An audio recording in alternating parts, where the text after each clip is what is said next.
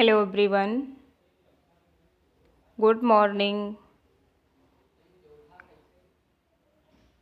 Dear parents, previous class में हम लोगों ने प्रीवियस ईयर क्वेश्चन पेपर 2016 जिसके क्वेश्चन सॉल्व किए थे। पार्ट 1 एंड पार्ट 2 हो चुका है। आज हम लोग पार्ट 3 में उसके आगे के जो क्वेश्चंस थे उन्हें सॉल्व करेंगे। तो चलिए स्टार्ट करते हैं। तो प्रीवियस क्लास में हम लोगों ने 45 क्वेश्चंस कर लिए थे, है ना। और इन सारे क्वेश्चंस को हमने आपको अलग पीडीएफ पर टाइप किया था, वहाँ से अच्छे से किया था। तो पहले की तरह आज भी हम अलग से स्लाइड पे पढ़ेंगे, क्योंकि शायद यहाँ पर आपको चीज़ें विजिबल ना हो। बहुत ज़्यादा जूम करने पर ये जो है आपको क्लियर दिखाई नहीं देगा, इसलिए हमने इन सारे क्वेश्चंस को अलग पीडीएफ पर टाइप किया है, उससे हम लोग इस क्वेश्चंस को सॉल्व करेंगे। तो ये सारे आपके प्रीवियस ईयर क्वेश्चन पेपर्स के ही क्वेश्चंस हैं, देख लीजिए एक बार।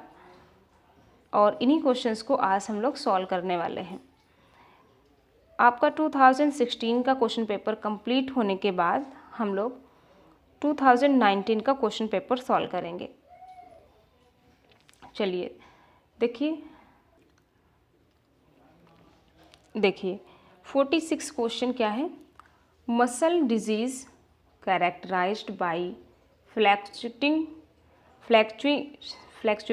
weakness of voluntary muscles, innervate cranial nerves।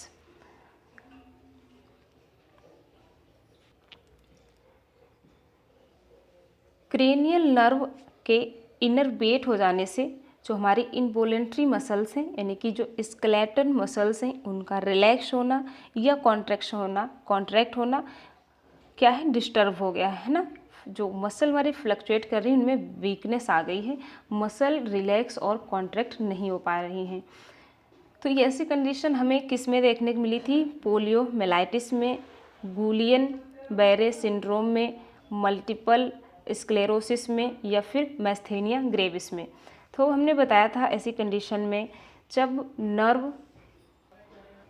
Nerve और मसल के बीच जो न्यूरल ट्रांसमिशन होता है ये ब्रेक हो जाता है, तब ऐसी कंडीशन होती है ना। तो ये हमारी पोस्ट सिनेप्टिक वेसिकल थी, जिसमें कई सारी वेसिकल्स प्रेजेंट हैं, जहाँ एसिटिल कोलिन न्यूरोट्रांसमीटर है ना।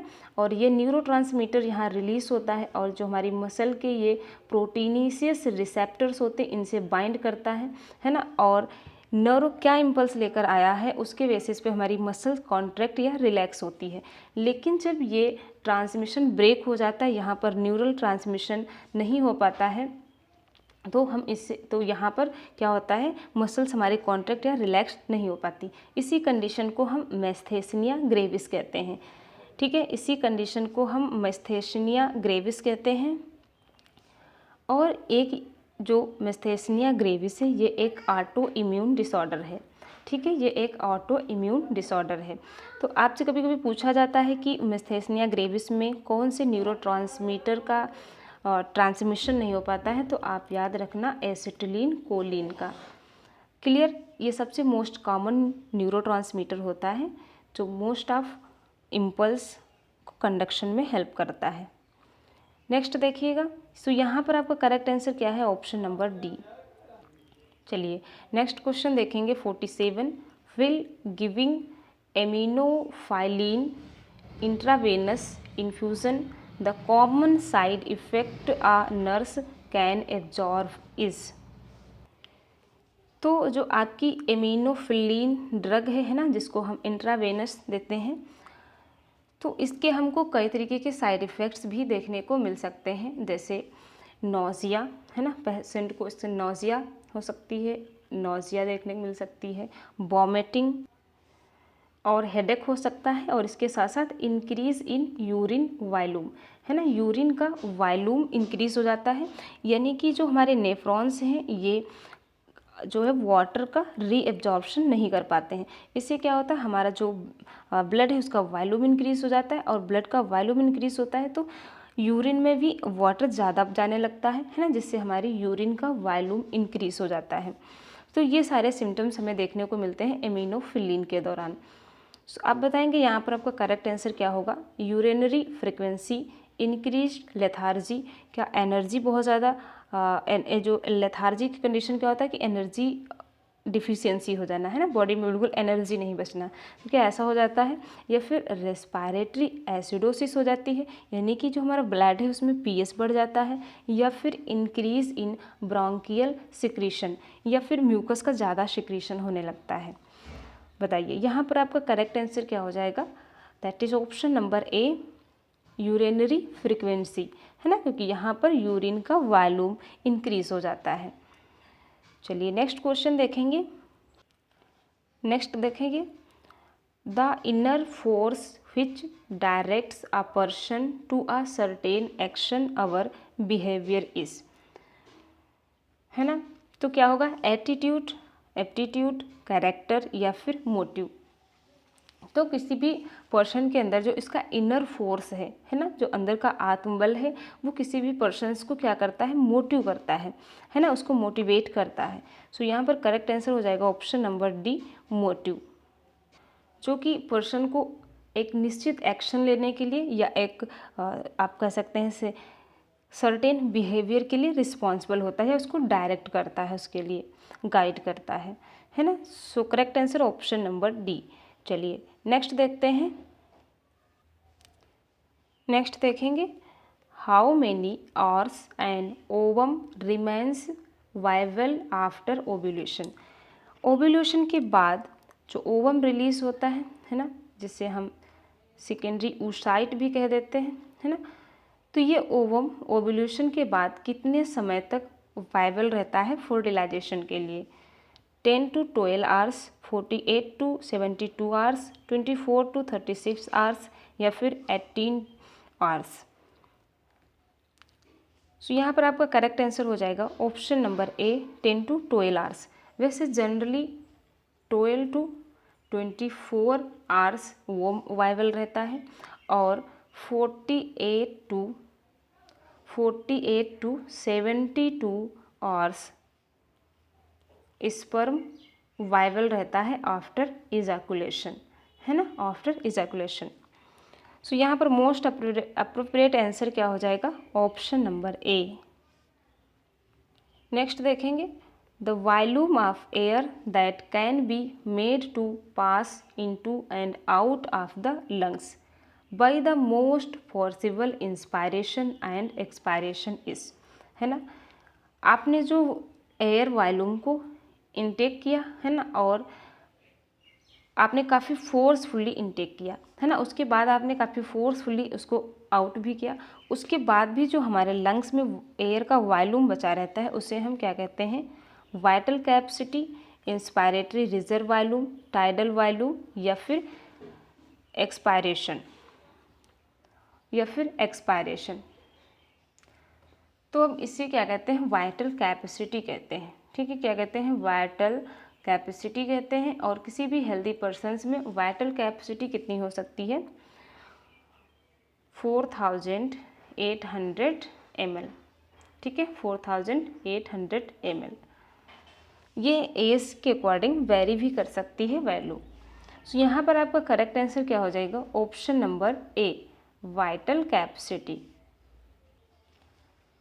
नेक्स्ट देखेंगे, in which position the client will be placed for rectal examination. Rectal examination के लिए आप पेशेंट को किस पोजीशन पे रखेंगे, सुपाइन, लिथोटॉमी, प्रोन पोजीशन, या फिर सिम्स पोजीशन, बताइए। तो अगर हम मोस्ट एक्सेप्टेबल मेथड्स की बात करें, जो आपकी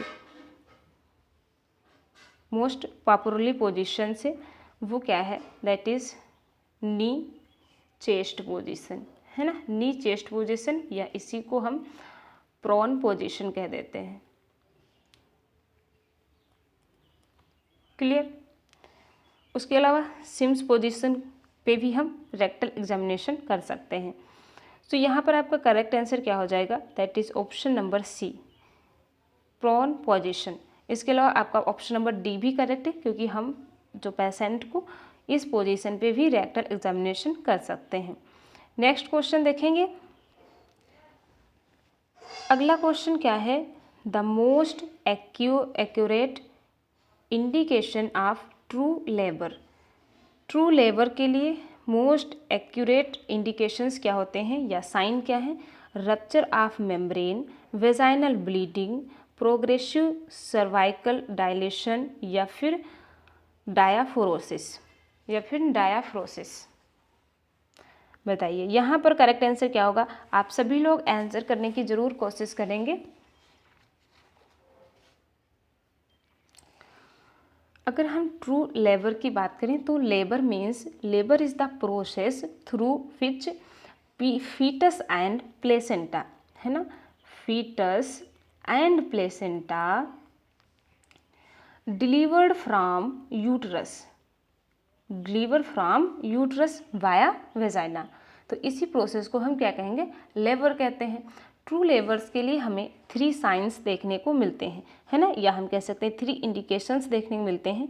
फर्स्ट स्टेज में क्या होता है, जो फर्स्ट स्टेज है इसमें आपका लेबर पेन स्टार्ट होता है ना। तो फर्स्ट स्टेज में पेन स्टार्ट होने के साथ साथ लेबर पेन और बैक पेन स्टार्ट होने के साथ साथ और क्या होता है, फुल्ली सर्वाइकल डायलेशन। जो हमारी सर्वाइकल है ना, बर्थ कैनाल जो बनाते हैं, सर्विक्स और वेजाइना मिलकर बर्थ कैनाल बनाते हैं, तो इसका फुल्ली डायलेशन होना चाहिए। उसके बाद सेकेंड स्टेज में क्या होता है, डिलीवरी ऑफ फीटस, है ना, फीटस की डिलीवरी होती है। और उसके जस्ट बाद थर्ड स्टेज में क्या होता है, कम्स आउट प्लेसेंटा, है ना, कम्स आउट प्लेसेंटा। तो ये ट्रू लेबर के 3 इंडिकेशंस होते हैं। तो अगर हम बात करें फर्स्ट इंडिकेशंस की, ये ट्रू लेबर की ये 3 स्टेजेस होती हैं। और अगर हम ट्रू लेबर की फर्स्ट इंडिकेशन की बात करें तो हमें सबसे पहले क्या साइन देखना चाहिए, फुल सर्विकल डायलेशन। सो आप यहाँ बताएंगे, सो करेक्ट आंसर क्या हो जाएगा, that is option number B, है ना, प्रोग्रेसिव सर्वाइकल डायलेशन। ये आपका करेक्ट आंसर हो जाएगा। जैसे ही हम ट्रू लेबर की सेकेंड स्टेज में पहुंचेंगे तो वहाँ पर हमें फुल डायलेशन देखने को मिलेगा। तो बिगनिंग में ये साइन या इंडिकेशंस होना चाहिए फॉर ट्रू लेबर। चलिए नेक्स्ट देखेंगे। An infant with bronchiolitis is receiving oxygen through oxygen tent, which is the most accurate method of taking body temperature, है ना। जो इन्फेंट है उसको क्या है, ब्रोंकाइटिस है, और वो ऑक्सीजन टेंट के थ्रू रिसीव कर रहा है ना, यानी कि आउट ऑफ सोर्स वो ऑक्सीजन इनटेक कर रहा है। तो आपको अगर टेम्परेचर मेज़र करना है ना, इस बेबी का, इस नवजात शिशु का आपको टेम्परेचर मेज़र करना है, तो आप किस मेथड से टेम्परेचर को मेज़र करेंगे, rectal thermometer, skin heat sensor, axillary thermometer या फिर ओरल थर्मोमीटर। बताइए आपका यहाँ पर करेक्ट आंसर क्या हो जाएगा।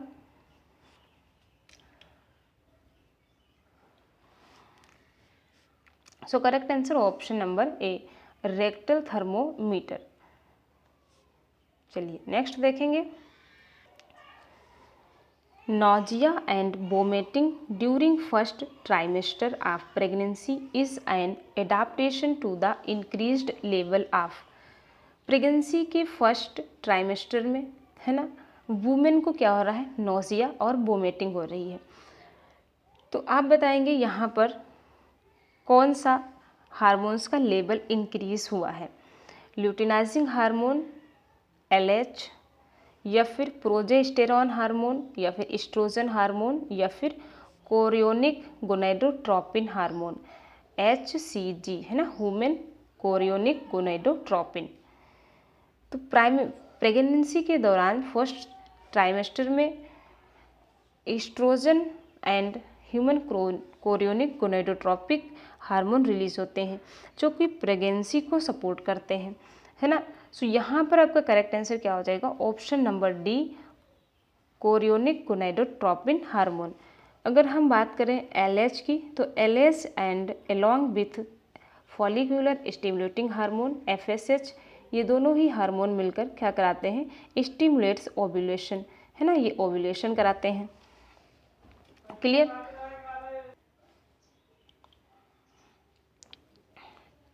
सो correct answer option number D. चलिए नेक्स्ट क्वेश्चन देखेंगे। नेक्स्ट क्वेश्चन देखेंगे, the term cataplexy denotes. Cataplexy क्या है? तो कैटाप्लेक्सी एक मसल में सडनली होने वाली वीकनेस है ना, जो व्यक्ति के जागने के दौरान हो सकती है। स्ट्रॉन्ग इमोशंस कैटाप्लेक्सी को ट्रिगर करते हैं ना, जैसे आप सोने से पहले आपके अंदर कई तरीके की स्ट्रेस थी, बहुत ज़्यादा स्ट्रॉन्ग इमोशंस थे, या बहुत ज़्यादा खुशी वाली कोई बात थी, तो आप अगर सोने के बाद अचानक से जागे, है ना, तो सडनली क्या होता है कि मसल्स की वीकनेस आप फील कर सकते हैं, है ना, अच्छे से मसल्स में मूवमेंट नहीं हो रहा है। ये सारी प्रॉब्लम्स कैटाप्लेक्सी के सिम्टम्स होते हैं।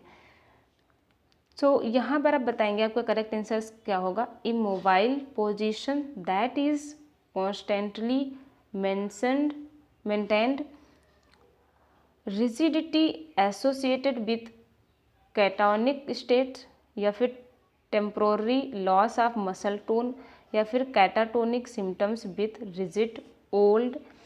Rigid odd posture. बताइए। सो यहाँ पर आपका करेक्ट आंसर क्या हो जाएगा, that is option number C, temporary loss of muscle tone, है ना, इसमें मसल टोन का लॉस हो जाता है, जिससे मसल्स काफ़ी वीकनेस फील होती है। नेक्स्ट देखेंगे। नेक्स्ट क्वेश्चन क्या है, देखिए question number 56, which of the following is an important nursing intervention for a patient with causing syndrome.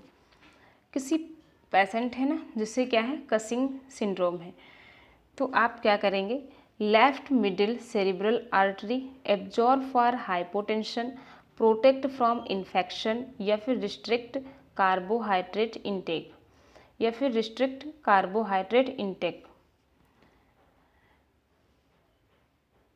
तो कसिंग सिंड्रोम में क्या होता है, इसमें बॉडी फ्लूइड जो हमारा है ना, इसमें इलेक्ट्रोलाइट इम्बैलेंस हो जाते हैं। जैसे हम बात करें हाइपर या हाइपोकैलमिया की, है ना, हाइपो या हाइपोकैलमिया की, अगर हम कार्टिसोल को लगातार एक्सपोज करते रहें, है ना, अगर हमारी बॉडी में कार्टिसोल का लेवल लगातार इंक्रीज होता रहे, तो इससे भी कसिंग सिंड्रोम होता है। इससे भी हमारी बॉडी के जो इलेक्ट्रोलाइट्स एंड वाटर बैलेंस है, ये डिस्टर्ब हो जाता है।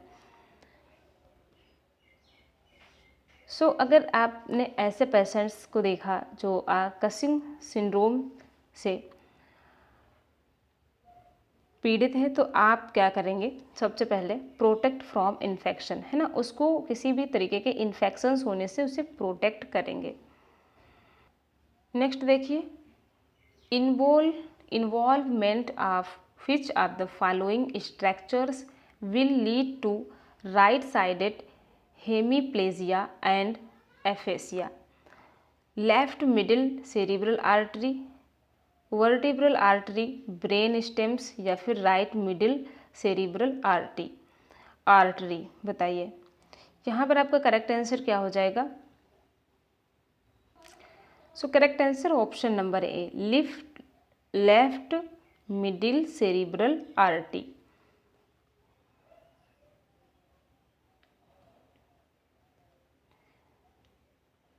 चलिए नेक्स्ट देखेंगे। नेक्स्ट देखेंगे, which one of the following is a common response expected in a patient with stroke to the changes in body image? अगर किसी भी पेशेंट को स्ट्रोक है ना, तो उसमें हम मोस्ट कॉमन सिम्टम्स क्या देख सकते हैं, या उसकी बॉडी इमेज का जो चेंजेस होगा वो क्या होगा, डेनियल, डिसोसिएशन, डिलूशन, या फिर डिप्रेशन। तो जो स्ट्रोक के पेशेंट्स होते हैं उन्हें अक्सर डिस्टर्बेंस रहती है ना, वो अक्सर डिस्टर्ब रहते हैं, एंजाइटी रहती है, उनको स्ट्रेस रहता है ना, तो ये सारी चीज़ें रहती हैं। सो करेक्ट आंसर यहाँ क्या हो जाएगा, option number D, depression. Next देखेंगे, for doing nasotracheal suctioning during which of the following patient's activities the catheter should be inserted, है ना। नेसोट्रेकियल सकिंग के दौरान पेशेंट की किस एक्टिविटीज़ के दौरान आप नेसोट्रेकियल पाथवे में कैथेटर इंजर्ट करेंगे? सैलोइंग के दौरान जब पेशेंट कुछ खा रहा है उस समय, या फिर इनहेलिंग के दौरान जब पेशेंट सांस ले रहा है, या फिर एक्सहेलिंग के दौरान, या फिर रेचिंग के दौरान, सो करेक्ट आंसर क्या होगा? ऑप्शन नंबर सी, एक्सहेलिंग के दौरान। जब पेशेंट सांस बाहर की तरफ छोड़ रहा होगा उस समय आप जो सक्शन कैथेटर है उसको आप इंसर्ट करेंगे। चलिए नेक्स्ट देखेंगे। तो अगला क्वेश्चन क्या है, which of the following developmental stage corresponds to infancy, है ना। इन्फेंसी स्टेज के लिए क्या कोरिस्पॉन्ड है? जब न्यूबॉर्न बेबी या नवजात शिशु का जन्म होता है उस समय से लेकर 11 मंथ्स तक, है ना, 11 मंथ्स तक इसके बीच का जो पीरियड होता है इसे हम इन्फेंसी कहते हैं, यानी कि शैशवा अवस्था, है ना। इसको हम शैशवा अवस्था कहते हैं। तो इस डेवलपमेंट के दौरान जो ट्रस्ट एंड वर्सेस मिसट्रस्ट, ठीक है, ट्रस्ट वर्सेस मिसट्रस्ट की जो कंडीशंस है ये बहुत अपना इम्पोर्टेंट रोल प्ले करती है इसमें, है ना, जो कि एक लाइफ का फंडामेंटल स्टेज होता है। हम कह सकते हैं जो कि हमारी लाइफ का एक फंडामेंटल स्टेज होता है। सो आपका यहाँ पर करेक्ट आंसर क्या हो जाएगा? Trust versus mistrust. नेक्स्ट देखिए, the head circumference of a normal infants, है ना, जो न्यू बॉर्न बेबी है, जो इन्फेंट्स है, उसका हेड सर्कमफेरेंस कितना होना चाहिए, यानी कि उसके हेड का डायामीटर कितना होना चाहिए, है ना। इसकी बात करते हैं। 30 to 32 centimetre, 33 to 35 centimetre, 37 to 40 centimetre, 40 to 45 centimetre.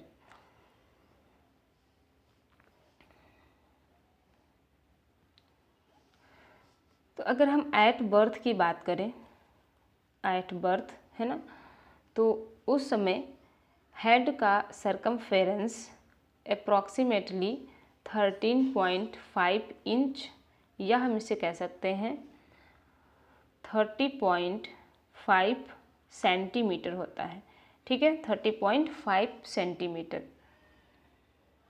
यहाँ पर आपका करेक्ट आंसर क्या हो जाएगा? That is option number B, है ना, 35। लेकिन 1 मंथ आफ्टर ये कितना हो जाता है? 37। सो यहाँ पर आपका correct answer option number B होना चाहिए। Option number B is correct, 33 to 35 centimetre. कभी आपसे अगर इंच में पूछा जाए तो आप याद रखेंगे 30.5 इंच, ये आपका एट बर्थ है, और 1 मंथ के बाद इसका डायमीटर कितना हो जाता है? That is 15 inch. क्लियर? तो इस डेटा को आप याद रखेंगे। विच of the following structures controls heat loss, तो हमारे बॉडी टेम्परेचर के लिए कौन रिस्पॉन्सिबल है? पिट्यूटरी, हाइपोथैलेमस, पोस्टीरियर हाइपोथैलेमस, या फिर एंटीरियर हाइपोथैलेमस। तो हम सभी जानते हैं हमारी बॉडी के टेम्परेचर को कौन रेगुलेट करता है? That is hypothalamus. अब आपको बताना है कि हीट लॉस को कंट्रोल करता है हमारा हाइपोथैलेमस, और हाइपोथैलेमस का कौन सा पार्ट? पोस्टीरियर पार्ट या फिर एंटीरियर पार्ट? सो यहाँ पर आपका करेक्ट आंसर हो जाएगा that is option number C, posterior hypothalamus. Next देखेंगे, how many drops in a standard drip set make 1 ml, है ना, हमें 1 सेट ड्रिप बनानी है तो कितने ml हम मिक्स करेंगे स्टैंडर्ड ड्रिप बनाने के लिए। 1 ml, अगर हमें 1 ml स्टैंडर्ड ड्रिप बनाना है तो कितनी ड्रॉप्स डालेंगे आप, है ना, आपको ड्रॉप्स में बताना है। How many drops, 12, 15, 18, 21। So correct answer option number B, 15 drops डालेंगे, है ना, एक माइक्रो ड्रिप्स बनाने के लिए। अगर माइक्रो ड्रिप्स की बात करें, है ना, तो माइक्रो ड्रिप्स आपका 15 to 20 ड्रॉप्स डालते हैं। नेक्स्ट क्वेश्चन देखिए, what is the intrinsic rate of the normal AV node. हमारे हार्ट में एसए नोड और एवी नोड प्रेजेंट है ना, जो कि एक्शन पोटेंशियल को जनरेट करते हैं, जिससे हमारा हार्ट बीट करता है। जो एसए नोड है इसे हम पेसमेकर भी कहते हैं, है ना, और जो एवी नोड है इसे हम पेस सेटर के नाम से जानते हैं, पेस सेटर। तो अगर हम एवी नोड की बीट की बात करें, या जो इसका एक्शन पोटेंशियल जनरेट होता है इसकी बात करें, तो ये कितना होता है, 30 to 50 पर मिनट, 60 to 80 पर मिनट, 70 to 90 पर मिनट, या फिर 40 to 60 पर मिनट। बताइए। सो अगर कभी ऐसे नोड डैमेज हो जाए, है ना, तो उसके फंक्शन को एवी नोड रिप्लेस कर लेता है। तो जो एवी नोड का इंट्रिंसिक रेट है ये 40 to 60 पर मिनट होता है ना, 40 to 60 पर मिनट ये हार्ट को बीट करा सकता है। चलिए नेक्स्ट देखेंगे। नेक्स्ट क्वेश्चन क्या है, which of the following structures is the pacemaker of the heart, है ना। तो हार्ट के पेसमेकर किसको कहते हैं, ऐसे नोड को, सेप्टम को, एवी नोड को, या फिर बंडल ऑफ हिस को। तो हम पेसमेकर अभी आपने आपको बताया ऐसे नोड को कहते हैं, एबी नोड को पेस सेटर के नाम से जानते हैं। जो एक्शन पोटेंशियल हमारे हार्ट में जनरेट होता है या स्टार्ट होता है तो वो ऐसे नोड से, फिर ऐसे नोड से एबी नोड में जाता है, एबी नोड से बंडल ऑफ हिस में जाता है, बंडल ऑफ हिस से जो आपके पुरकुंजे फाइबर से वहाँ जाता है, जिससे कि पूरा हार्ट हमारा फिर कॉन्ट्रैक्ट कर पाता है। नॉर्मली हमारे हार्ट की हार्ट बीट 72 पर मिनट्स होती है ना, ये सारी चीज़ें। तो यहाँ पर आपका करेक्ट आंसर क्या हो जाएगा, ऑप्शन नंबर ए, ऐसे नोड। नेक्स्ट क्वेश्चन देखेंगे, the prescription is for 2 tablespoons of milk of magnesia, how many ml will you give, है ना। कोई भी आपके पास कॉन्स्टिपेशन का पेशेंट है ना, कॉन्स्टिपेशन के पेशेंट्स को हम मिल्क ऑफ मैग्नीशिया देते हैं। तो अगर आपको 2 टेबल स्पून मैग्नीशिया मिल्क देना है, तो आपके 2 टेबल स्पून में कितना ml मैग्नीशिया होना चाहिए, कितना ml मिल्क ऑफ मैग्नीशिया होना चाहिए। तो इसमें आप देखेंगे, अगर हम एडल्ट की बात करेंगे और आपका 6 to 11 ईयर्स चिल्ड्रन की बात करेंगे, तो एडल्ट में हम इसको 30 to 60 ml देंगे, 30 to 60 ml, क्लियर। और इसको चिल्ड्रन में हम कितना देंगे, 15 to 30 ml, क्लियर। और अगर 6 ईयर से नीचे हैं तो उसके लिए आप डॉक्टर से कंसल्ट करने पर ही उसे देंगे। सो यहाँ पर आपका करेक्ट आंसर क्या हो जाएगा, ऑप्शन नंबर सी, 30 ml, है ना। यहाँ पर एडल्ट के अकॉर्डिंग अगर बात करेंगे तो हम 30 ml देंगे। चलिए नेक्स्ट क्वेश्चन देखेंगे, which of the following is intravascular fluid. जो हमारा इंट्रावेस्कुलर फ्लूइड है वो क्या है, लिम्फ, प्लूरल फ्लूइड, प्लाज्मा या फिर सेरिब्रल स्पाइनल फ्लूइड? बताइए इंट्रावेस्कुलर फ्लूइड क्या है? जो वेस्कुलर सिस्टम है ना, या टिश्यूज के बीच में कौन सा फ्लूइड होता है? तो इंट्रावेस्कुलर फ्लूइड क्या है? That is plasma. Option number C is correct. Next देखिए, which of the following is an isotonic solution? यहाँ पर कुछ सॉल्यूशंस दिए गए हैं जिसमें आपको बताना है इनमें से कौन सा आइसोटोनिक सॉल्यूशन है। Lactate, ringers, half normal saline, 1/3 normal saline या फिर मैनिटॉल। तो अगर हम बात करें लैक्टेट रिंगर्स की, लैक्टेट रिंगर्स जिसे हम लैक्टेट रिंगर एजेंट के नाम से भी जानते हैं, है ना, इसी को हम सोडियम लैक्टेट सॉल्यूशन भी कहते हैं। ठीक है, तो लैक्टेट रिंगर्स का इंजेक्शन हम कब देते हैं? जब पेशेंट में बीपी लो होती है ना, वाटर एंड इलेक्ट्रोलाइट्स की कमी हो जाती है, ब्लड में हाइड्रोजन आयन इंक्रीज होने लगते हैं, यानी कि ब्लड का पीएच बढ़ जाता है और हमारा जो ब्लड है उसका धीरे धीरे वॉल्यूम कम होने लगता है। तो ऐसी कंडीशंस में हम लैक्टेट रिंगर्स का इंजेक्शन देते हैं पेशेंट को। सो यहाँ पर करेक्ट आंसर क्या हो जाएगा? ऑप्शन नंबर ए, लैक्टेट रिंगर्स। नेक्स्ट क्वेश्चन देखेंगे, Which of the following is a first line drug used for pain management? अगर पेन मैनेजमेंट के लिए है ना, हमें इनमें से कौन सी ड्रग को यूज़ करना चाहिए? पेन के लिए तो हम क्या देते हैं? पेन किलर इसमें से कौन सी है? एसिटामाइनोफेन, क्लोनिडीन, मॉर्फिन, केटामाइन। तो इसको तो हम एनेस्थेसिया के लिए देते हैं ना, केटामाइन, मॉर्फिन, ये दोनों ही आपकी सेडेटिव ड्रग्स हैं, सेडेटिव हैं, और ये आपकी पेन किलर है ना। नॉर्मली फर्स्ट लाइन के लिए है ना, जब नॉर्मली पेन होता है उस समय हम देते हैं। सो यहाँ पर आपका करेक्ट आंसर क्या हो जाएगा? ऑप्शन नंबर ए, एसिटामाइनोफेन देंगे। नेक्स्ट क्वेश्चन देखेंगे, which of the following is the organism that cause peptic ulcer?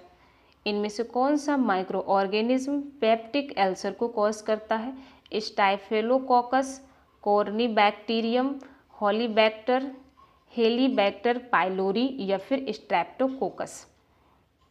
देखिए, अगर हम बात करें स्टेफिलोकोकस की, तो स्टेफिलोकोकस जो बैक्टीरिया है ये ग्राम पॉजिटिव बैक्टीरिया है, जो कि नॉर्मली स्किन वगैरह में इन्फेक्शन कॉज करता है और ये अल्सर वगैरह ये भी कॉज करता है। ठीक है, स्टाइफिलोकोकस। लेकिन ये हमारे जो है पेप्टिक में नहीं है ना, हमारी जो स्टमक है या डियोडनम है, इंटेस्टाइन है, वहाँ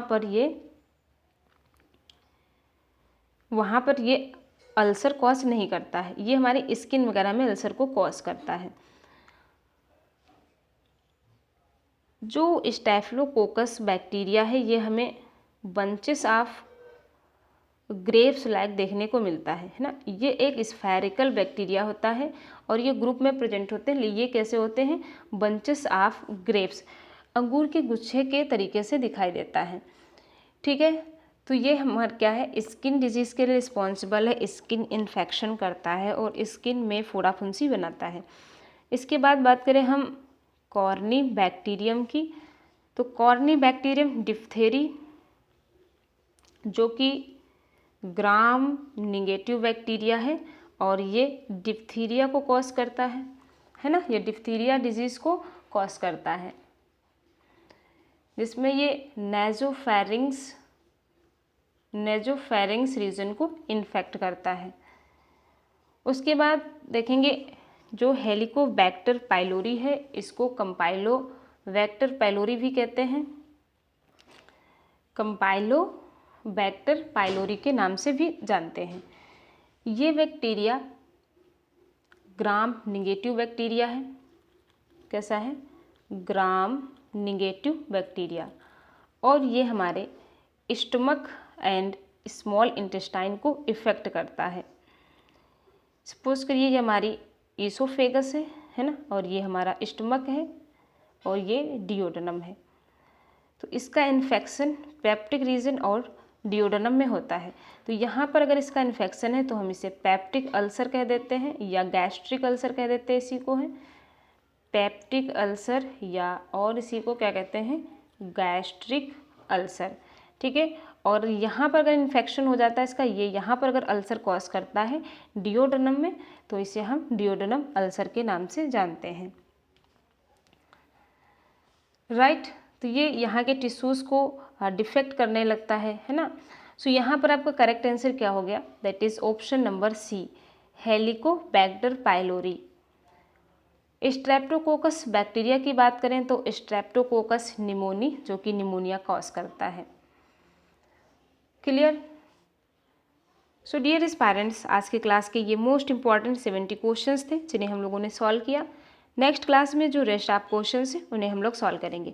ये सारे क्वेश्चन आपके प्रीवियस ईयर एग्जाम के क्वेश्चन पेपर से क्वेश्चन थे, है ना, जिनको आप एनालाइज करके आई होप आप अच्छे से अंडरस्टैंड कर पाए होंगे कि आपके एग्ज़ाम में क्वेश्चन किस लेवल के आने वाले हैं। तो आई होप आप लोगों ने इन सारे क्वेश्चंस के आंसर अच्छे से सारे आपने सही किए होंगे, और इसी तरीके से आप अपनी प्रैक्टिस को बूस्ट करते रहिए। अगर आप चैनल पर नए हैं तो डेफिनेटली आप चैनल को सब्सक्राइब कर लीजिए, लाइक एंड शेयर कर दीजिए। मिलते हैं नेक्स्ट क्लास में और नेक्स्ट प्रीवियस ईयर के क्वेश्चन पेपर सॉल्व करेंगे हम लोग। Thank you so much everyone.